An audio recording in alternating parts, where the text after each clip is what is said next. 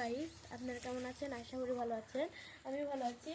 এই দেখেন তুলসীর গাছ, এটা হচ্ছিল উপকারিতা অনেক আছে।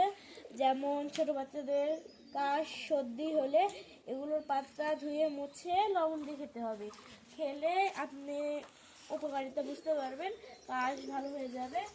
এই যে একটা এগুলো বল পেয়েছে বেশি, যদি এটা সাদা হয়েছে আর ওইটা খয়েরি হয়েছে, মানে খয়েরি।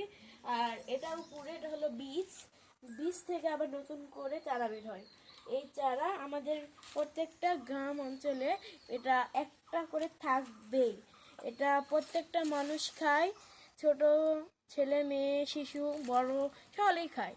খেলে এগুলোর সর্দি ভালো হয়ে যায়। আপনাদের বাচ্চাদের অসুখ হলে খাওয়াতে পারেন। আমার জন্য ভালো থাকবে। আমাদের জন্য দোয়া করবেন। আল্লাহ হাফেজ।